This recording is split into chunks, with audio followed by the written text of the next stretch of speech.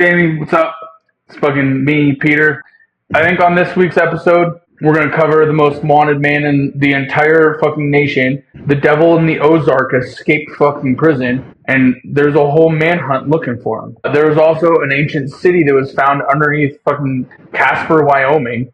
Who even know that there was a city in Casper, Wyoming, let alone an underground one? We talk about the best horror movies we've seen, including Significant Other with Michael Monroe, The Mortician, which is like a crazy HBO phenomenon, and all of a sudden, we're super disappointed in the Megan 2 trailers. So, I don't know. What are your thoughts on this week's podcast?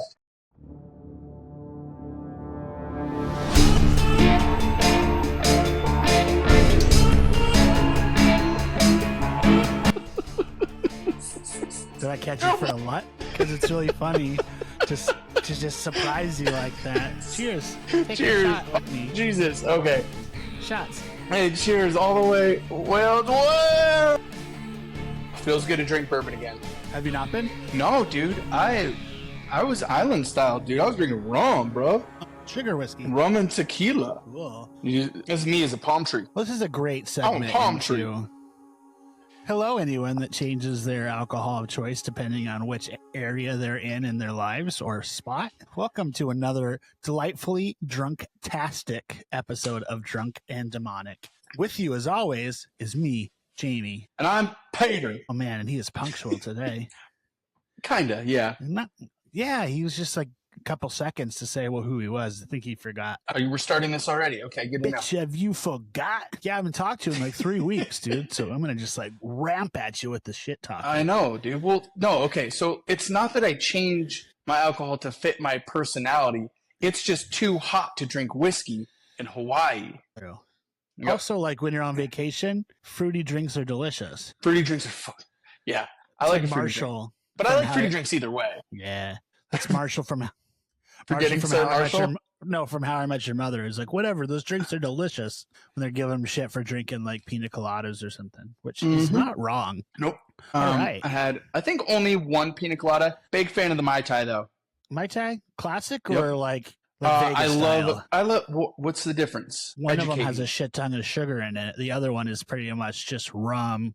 Yeah, like that one. The one with just rum in it. And lime. Yeah, like an actual classic one. Yeah. They have rum, and then they have some juice, and then maybe a little bit of orange in there, and then more rum and lime as well. But yeah. And orgeat. That's not how you say that. How do you say it? Orgeat. Is that how you say it? You are a fancy bartender. I'm not. I've always called it orgeat forever. I like it more than I like orgeat, so I'm going to call it orgeat from now on. It's like Blue Croco. Yeah, Blue Crocs. Blue Crocos. You put Blue Crocos in your margarita, and it becomes blue. Yeah, dude. Orgeat? What is that? What's the orgeat? Where's that come from? How do you know that? It's French, dude. Why is it an almond? So it's an almond simple syrup, right? Yes. Why would it be French? Well, not necessarily simple syrup. I guess it's a simple syrup. But what else would it be? It's almond. It's like a simple syrup derived from almonds, correct? Yeah, but I think like it's less. I think the orgeat is like a French word. You know how this is not me just like totally bullshitting, even though it's gonna sound like it. But a lot of like the Caribbean and like the southern United States was all colonized by France. So a lot of them all speak French. So I think that yes, it maybe came from those areas, but they all spoke French. So I think that orgeat is a French word. Okay. That makes sense. I'm not going to lie. I think it's definitely the word, but every time you say it, it makes me want to punch you in the face. No, I like orgeat way better. So let's just go with that from now on. All right. I love a good orgeat cocktail. When you're from Wyoming, that's how you say it. I'm getting geeted and yeeted, dude. You know how many years it took me to like say misimplause the right way? I don't even know what you just. Oh my god! I was like, I didn't even know what word you were saying. Misimplause, right? Another French term. Yes, but I used to call it misimplise. Misimplise. All right. What are you drinking? We have our fucking dumbass intros done. Okay. Way to go. I'm drinking Corona. You really fucked that up. I did great. Yeah, that's my bad. It's okay. I forget. I'm feeling extra today, so I drink a Corona. Extra. Yeah. I also just don't drink beer that much, so it's from at least 2 episodes ago. No, that's probably over a month ago. Yeah. Well, it's like 2 or 3 episodes ago. I think you'd really like it here. The Roswell crash. I think you'd like it here on the Jersey Shore because everyone just drinks the the Surfsides. Explain. It's vodka. It's vodka. But it's a They John drink Daly. Red Bull vodkas, don't they? It's a John Daly to can. Okay. You know, I could probably get behind that. Yeah, and so everyone drinks these things. Or there's also Sun Crushers that are the same thing. Mm-hmm. Or you could just get vodka lemonades in a can that everyone drinks. The Surfsides. Okay. So. Yeah. No one drinks I don't beer know. here. That doesn't sound that bad. Yeah, these sound like my kind of drinkers. They don't want to get bloated. They're out in the sun. They need something refreshing. They need something light. Yeah, but these are my people. If I thought Steamboat drank, the Jersey Shore wins. Okay, so you're a little out of your element there, is what you're saying, or you fit right in, is what you're saying. Actually, I fit right in when it comes to like being able to drink a lot. Yeah, I am completely out of place when it comes to being at bars. They're like, look at this fucking nerd over here drinking beer. Oh, I'm so tough. I'm a big manly man. I drink beer. Oh, I'll have a vodka lemonade. In a can. And they're slim cans, too. That's even funnier. Yeah, they're the tall ones. Yeah, and they're only like the 8-ounce like tall cans. Yeah, but however, every once in a while someone will have like Modelo on draft. Most people have Corona in a can, and those are also also the tall cans. Slim boys. Yeah, dude. And they're all right about too. now. I was gonna go with the Fat Boy Slim drop, but I don't. It's not like doesn't really make any sense. So we'll just skip over it. Yeah. Okay. Yep. You're right. What are you drinking? So you're drinking Corona? Okay. Is that Drink it? Corona. Yep. And then I'm also drinking just like maybe hands down the best like economical bourbon in the world. Woodford Reserve Distillers Select Kentucky Straight Bourbon 0.2%. It hits home. It tastes delicious. It's like just below the line where like, man, that's maybe a little spicy. It stays just underneath that line to really get the flavors. I love this fucking whiskey. That's a great way of explaining it. You really explained it really great. Thank you. I appreciate that. I No love problem. whiskey. Jamie, what are you drinking? Well, I am drinking. Are you drinking fucking vodka lemonade? No, I'm drinking a big giant can of garage, Garage beer. Okay. Back to that. It's my new favorite thing. Okay. Because they're like 2 for $5 at the liquor store for these garage beers with a hint of lime that Jason Kelsey. Go Birds, because I'm a big time Philly boy now, so I drink Jason Kelsey beer and say Go Beards because it's green. Go Beards. Go Beards. Yeah. It's not surprising to me that Jason Kelsey would make an economical beer. I think he's a man of the people. It would make sense that he would make a beer for the people. It's also like the same carbs. Go Beards. Go Beards. It's also like the same carbs as like a Mick Ultra. Oh, really? Yeah, it's a little 4%er, so he's definitely thinking about the slim boys too. Okay, well, yeah, he's a big boy. He's slimmed down a lot. He wants to put down. I bet Jason Kelsey can put down a lot of beers, but he doesn't want to have that reflect in a couple days. Well, he wants to have his hangover maybe, and then maybe that's it. He doesn't want to have to gain 15 pounds every time he puts down 15 beers. Well, he also drank 12 beers during the 5K, the 2 Bears 5K. You're more plugged into this world than I am. It's like 2 months ago, but I am. And that's saying a lot. Okay. I'll pass it on. So I'm also drinking. Yeah. What else? You got Deer Tequila still? No, I got Espolon. Hell yeah, dude. Frosty boy. Good old icy Espolon. There's really not a whole lot in the world that can beat that. Right. I really like what's the tequila with the heart on it? Corazon? Is it a Corazon? I've really been liking that one a lot too. Okay. I don't know if I'm being honest. I think it's I know Corazon is heart in Spanish. I know that's a tequila. Yeah. So I'm assuming that it's El Corazon. No, I think it's like Mi Campo or something. Okay. Anyways, I digress. You do digress. Digress away. I'm getting hammered this episode. That's what I like to see, dude. Why not? Mi Campo does not. Oh, it does have a heart on it. It's a heart. Well, that's really cool. Make sure you put this on the video. But it's like got the agave like head coming out of the heart. Well, that's really cool, actually. I'm not gonna do it in the video because I found out that I had it at like 2 times speed, and I didn't realize that when I take it back to regular speed, all those things that I added B-roll get moved. And so I got frustrated, and I'm like, I'm not fucking doing this anymore. So just like no B-roll? Yeah, every once in a while if you really need it. Okay, Who's watching past 13 minutes, Pete? Me and you. You don't even watch the episodes, so don't even get me wrong. It's not that I don't watch the episodes. I have watched every episode. It just takes me a little bit sometimes because I have to work myself up to listen to myself talk. Why? You talk so much. I know in person, but I don't want to hear myself talk. I get it why you get frustrated. You're like, oh, I hear this guy talk all the time. And I'm like, God, why is this guy talking all the time? That's the most relatable thing that I've ever heard you say. Yep. I'm just kidding. So anyways, you're asking, yes, I do listen to all our episodes. Thank you for everyone that also listens to our episodes. We really do appreciate you. What is that? You give him the finger salute. Oh, like in Hunger Games, dude? No, that's like Hitler. What are we talking about? We are just rambling. Yeah, this one's really gone off to a great start.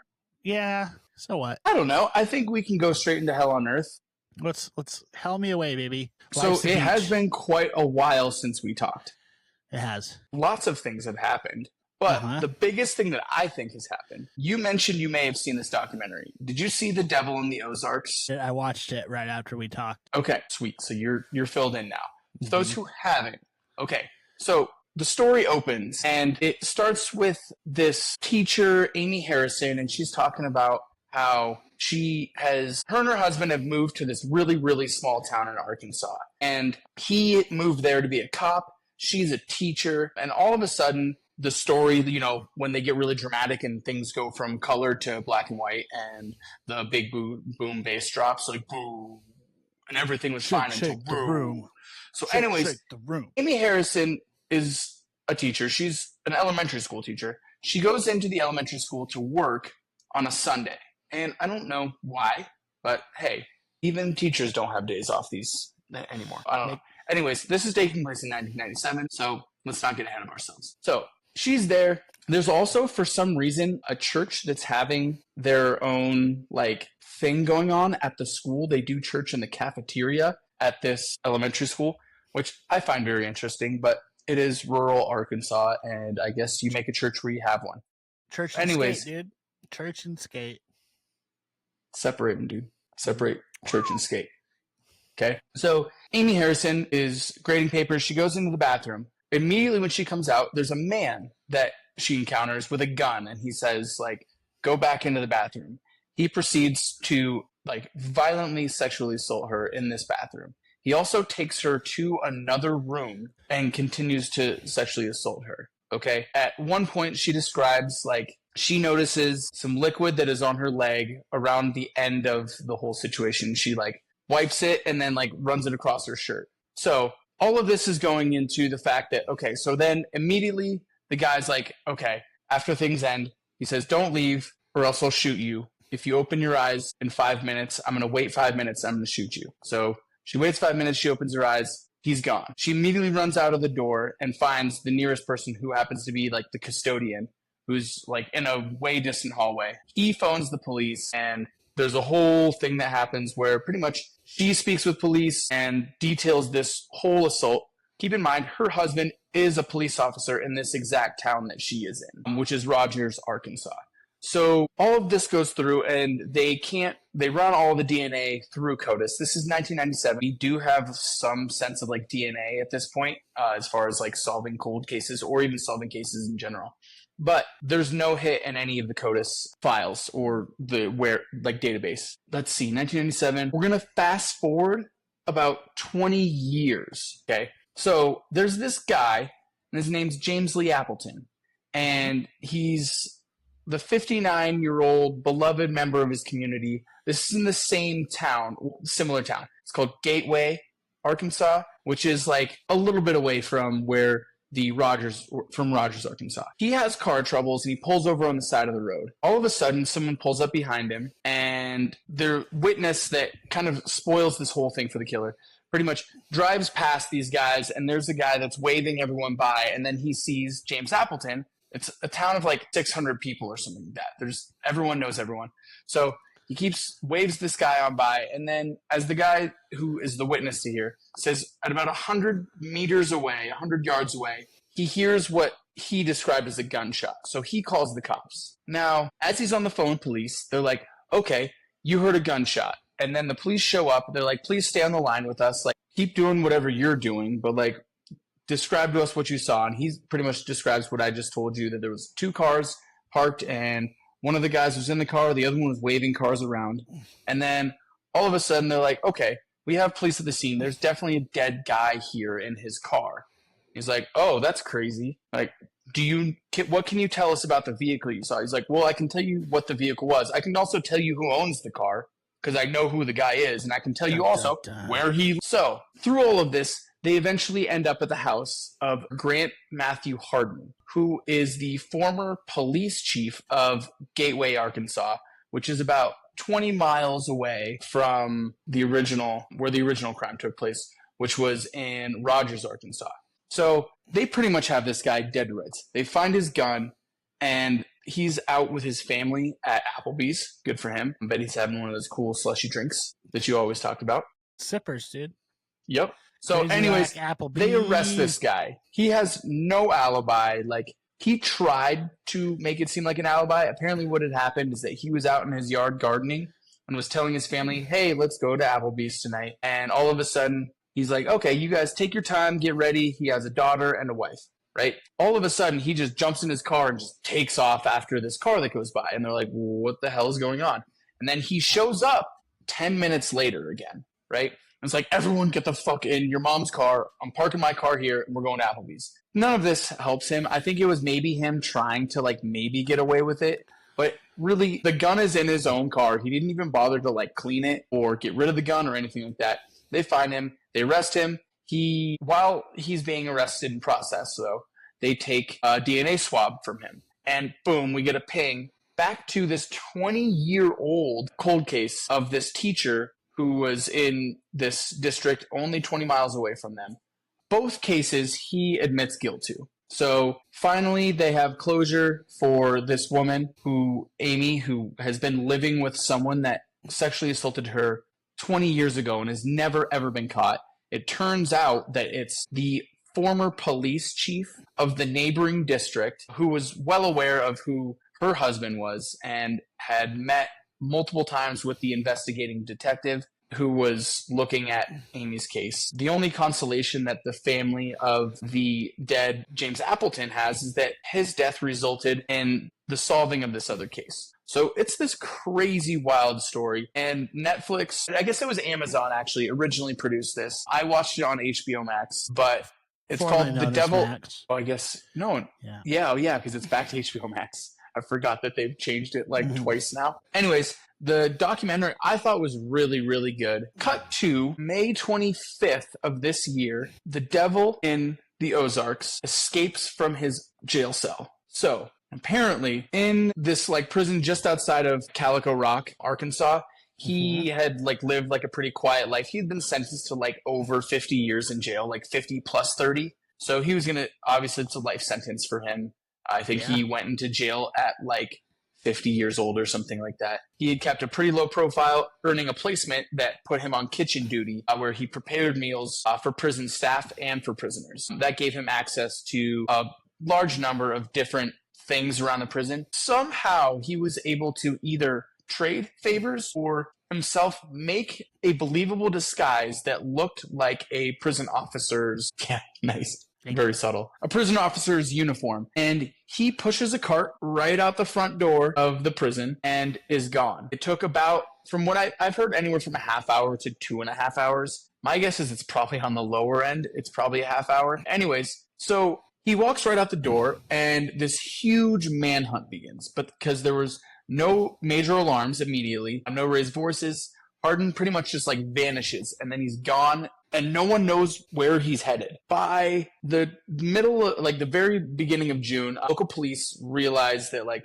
okay, we haven't seen him pinging in any other neighboring districts. Maybe we should narrow our search. They bring got a tracker on him? No, but like it's really hard. Oh, I mean, he's 100% the most wanted man at this point. That area, maybe in America. I didn't get to see the America's Most Wanted list at this time, but my guess is he was way up there because of what his crimes were and his like proximity to where his crimes occurred, right? Like maybe he's like Michael Myers style where he's coming back for Laurie Strode kind of thing. So they're like, okay, we haven't seen him in any neighboring districts. Maybe we should tighten the search down a little bit. So they release bloodhounds, they bring them to the jail, and then they send him out. And this actually brings them to find him It's been 12 days before he's found, and he's only 1.5 miles from the prison itself. Granted, it is the Ozarks. It's crazy. There's caves. There's tons of trees. It's the mountains. It's all kinds of crazy. But anyways, no one ever claimed anything. They offered at least $20,000 in rewards, like any type of information. No one heard anything, but eventually they caught him. When they first caught up with him, he tried to run away. He super got tackled because he's like big and fat. And then is that why you think he was only an out? I don't know why he didn't branch out. I think he didn't think he would make it as far as he did. The Ozarks are so dense that maybe he thought he could wait it out and just live off the land or something until the whole craziness died down and then start to branch out. Because the whole area was like immediately as soon as they realized, like half hour from when he disappeared to 2 hours, like unless you have an accomplice in this whole thing, you're not going to make it very far. So I think that his plan was to wait it out until the heat died down and then start to move outwards. Or maybe he was just planning on just hiding in the woods and never being found again. But he was, and he has since been moved to the Varner Supermax, the highest security prison in the whole state of Arkansas. So I don't think he's going anywhere, but definitely like a really crazy story. Also really scary for specifically Amy, the victim, who like got so much, like she felt so happy when he was finally found. She had some conviction and got to like experience her justice, and to have that like completely thrown on its head when this guy escapes had to have been harrowing and like a nightmare. She probably didn't sleep for like 2 weeks. So if I was, he was probably just like fat, hanging out in a cave kind of stuff. Literally, that's what it ended up being. Like the bloodhounds tracked him down, all mouth breathing. Yep. Oh, dude, he was. Yeah. So, anyways, crazy story. They just caught him on the 5th. I don't know what day it is. It's the 9th now. So he's been caught, and this whole saga is over. But damn, it was a crazy story. Both the beginning story and also like how the fuck this guy escaped. They think that he made his own outfit. He didn't like steal it or come across it from any guards. They said that he was. How do you make your own outfit in prison? I don't know, but they said that it didn't exactly resemble one of the like guards' outfits. It was close, and someone just like hit the buzzer to let him through. I don't know. Literally, it was damn. They're like, "Hey, is that a guard uniform?" And he said, "Damn near," and they let him through. It's like Idiocracy when he goes to jail and he just like jumps in the line to be out of jail. They're like, "Oh, you're out of jail now." Okay, there it is. Damn near. Well, Jamie, what do you got for Hell on Earth, dude? As always, I don't have nearly as an elaborate story to tell as you do. That's okay. Just not my style. Oh, I know. Don't judge me. It's not my style. I'm not judging. I'm literally telling you it's fine. So, like I was telling you earlier on the phone, they found an entire town under Casper, Wyoming. What the fuck is an entire town doing under?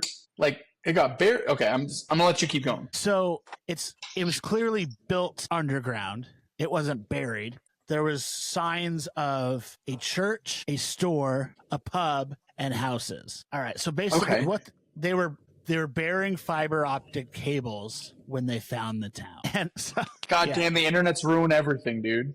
What? I don't know. I'm just saying, like they're putting in fiber optic cable for better internet. You uncovered a whole goddamn secret city. Yeah.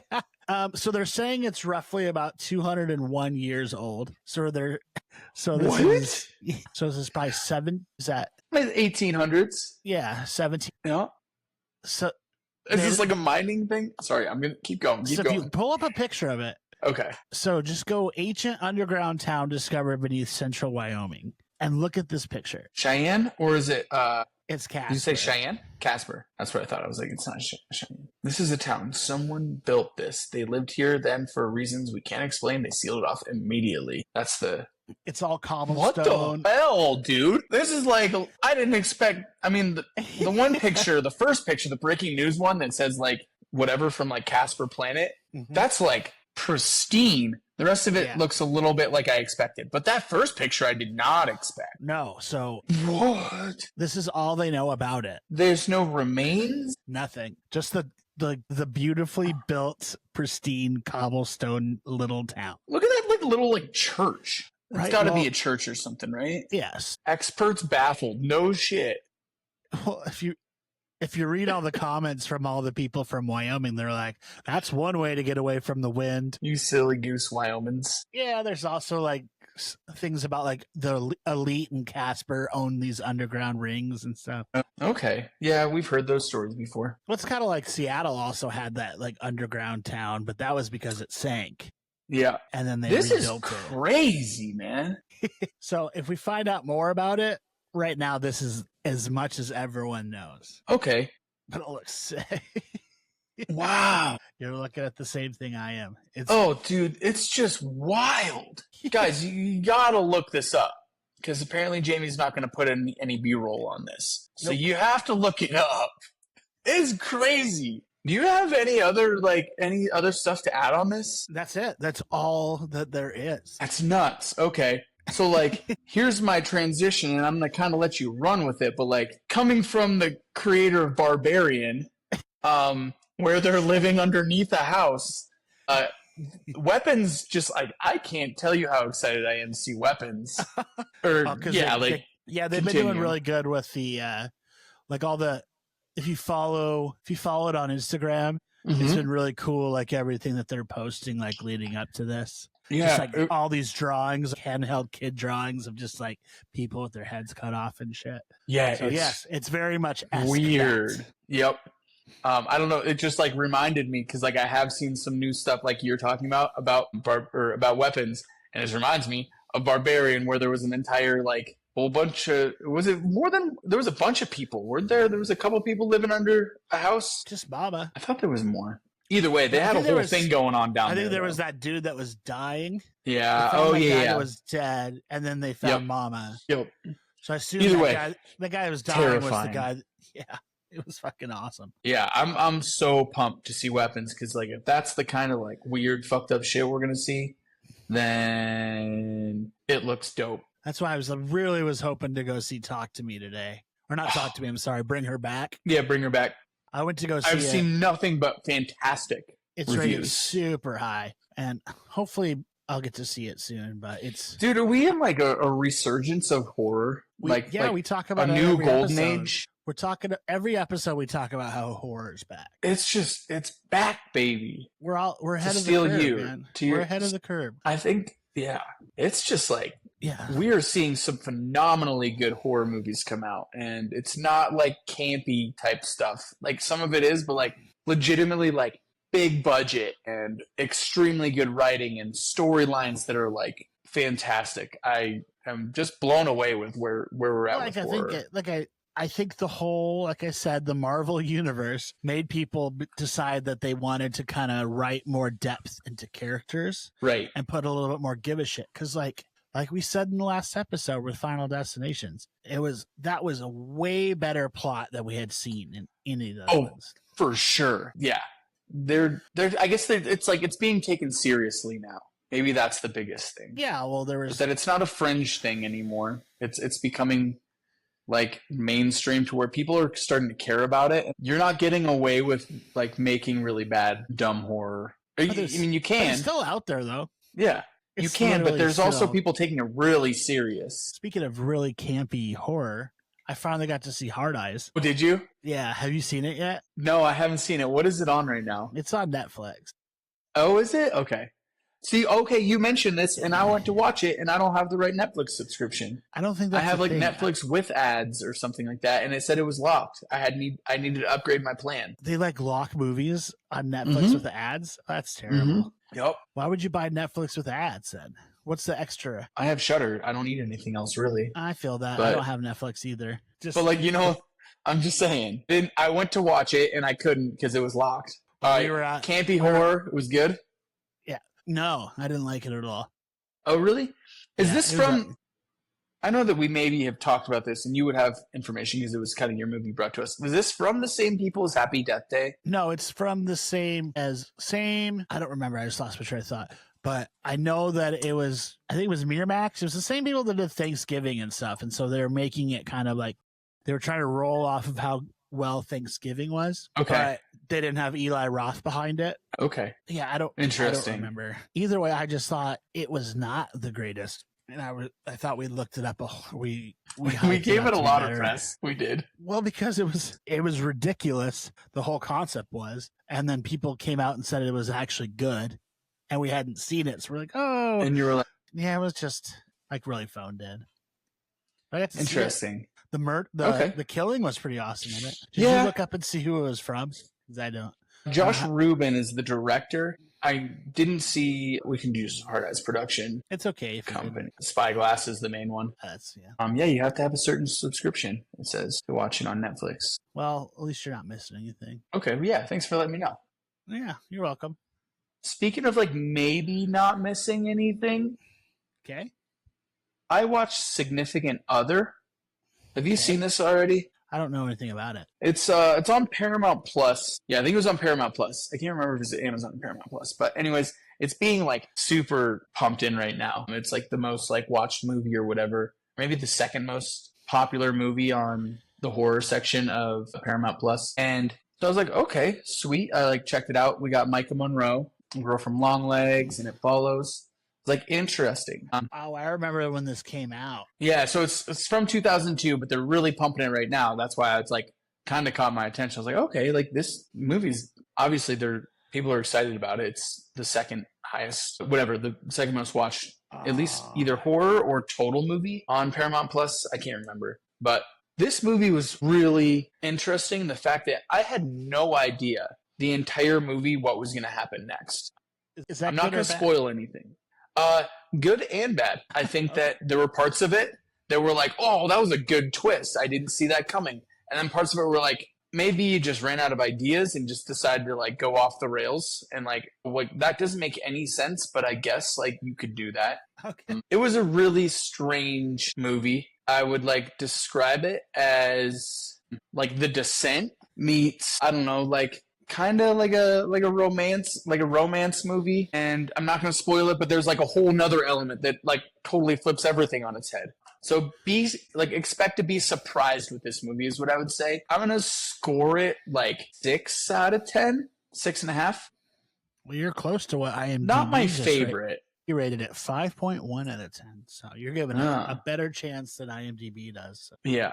Yeah, but I automatically like horror movies just get points pretty much. Like, it looks woodsy. Is it in the woods? Yes, and it's like I think there's 4 people in the whole movie. Really small cast, and the acting is pretty good. I think that my biggest issue was like the storyline was so crazy that like it was almost too surprising to me. And the twists were like really strange at some points that like I guess like you could do that if you wanted to go that way with the movie, but like it just seemed a little jarring with how crazy things got in the movie. So I didn't love the movie, but I thought it was okay, which doesn't usually happen with horror movies for me. I think it's maybe a certain genre that maybe doesn't fit with me as well as others, and I can't name it or else I'll spoil the whole thing. Doesn't really twist your titties? Nope, it doesn't. Or it does, I don't know. Doesn't really. It does, and I don't like it.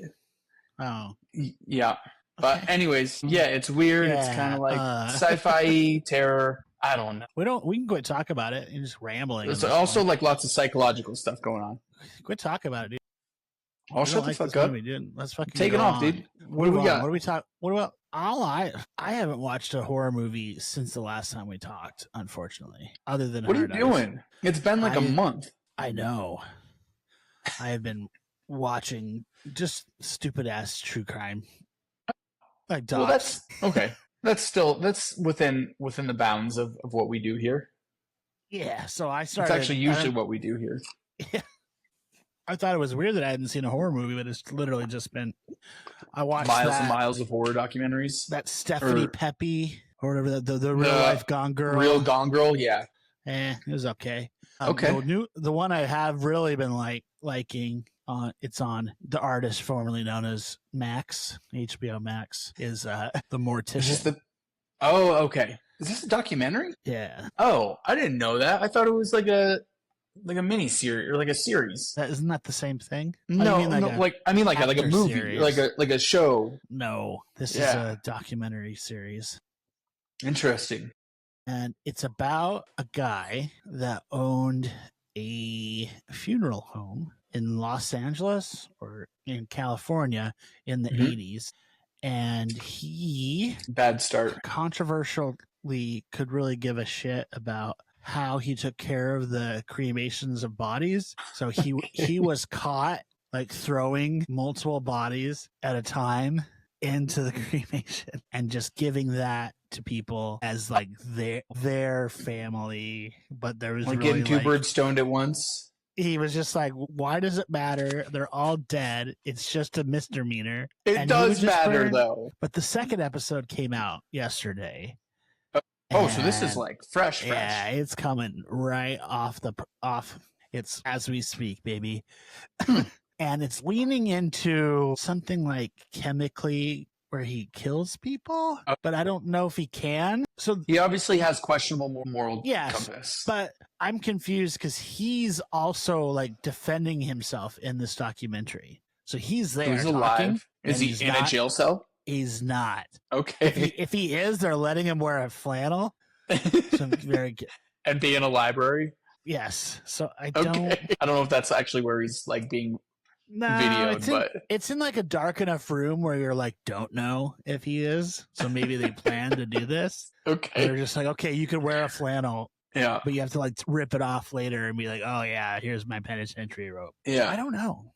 Well, But so not to like jump in on your thing, but like with the way the documentaries are done, like I thought that the Devil in the Ozarks was done like super well, and especially it was only like 45 or 50 minutes or something like that, like pretty short. But they started the documentary off, and they like have like the original lady, Amy Thompson, who's the teacher, and like the husband and the child's faces are blurred in it. So when I first like saw the news thing, the devil, like man featured in series called Devils in Ozarks escapes, and I was like, okay, I need to watch this. And then I kind of like actually got the story afterwards. But like when I first started, I was like, I just need to see this series to know who this guy is. And like literally like the son and the dad's faces were blurred out, and I was like, he did it. Like they kind of like set you up almost in the documentary to like believe that it's like the husband's doing some weird shit.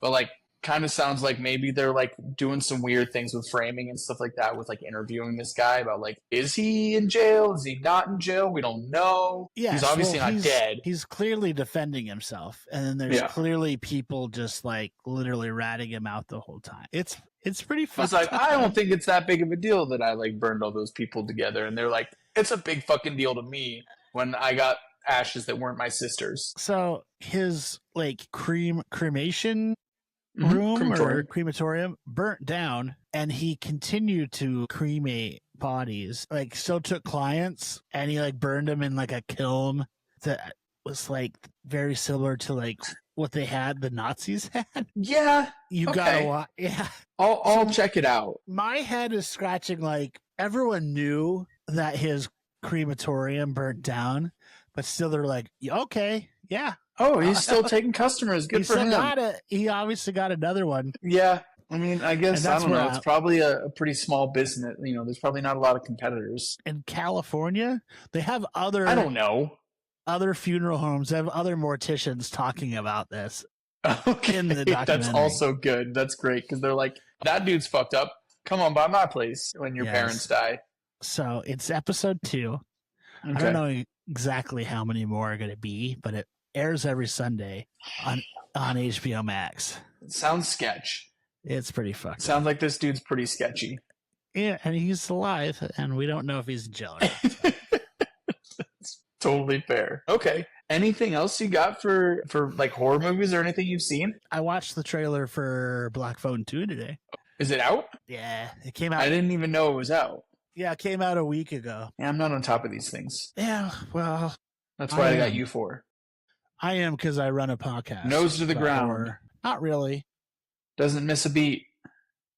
If it happens within a week, he'll be on it. Yeah, it's definitely like beyond the grave. Like he is dead, I think is what they're gonna take. Of course it is. Why did we not think that? Did we think that? I can't remember. I think we thought about it. But it really confirms that he is, on the phone, like all those kids that called the kid. Yep. Yeah, but what's he doing from beyond a grave? Is he like a ghost or something? You have to watch it. So that whole Shining thing, it's going to be weird. Is this from right? It's Joe Hill. Did he write Stephen King's Son? Really? It's based I on don't his know. short story. No, I thought that was the monkey. No, Yep. the monkey was Stephen King's The idea short of film. Black Phone arose from Derrickson and Cargill's adaptation of Joe Hill's short story of the same name. Joe Hill is Stephen King's son. So I'm sure there's some weird Shining type vibes that are going to be going on, because that would make sense to me if you were going to just like, Dr. Sleep or whatever. That. Cool. And that sounds dope. Does it look good? Yeah, it looks awesome. It doesn't come out till like October or November, though. Of this year? Okay, well, it's not bad. I mean, we're talking about Weapons, which comes out in maybe August. That's not further too far. They did announce 2 houses for Halloween Horror Nights at Universal Studios. Oh. They announced that there'll be a Five Nights at Freddy's. Okay. And then there'll be I haven't seen it still. There'll be a Fallout, like the video game that turned into a show. Sick. So that sounds sick. That sounds awesome. I love Fallout. That's great.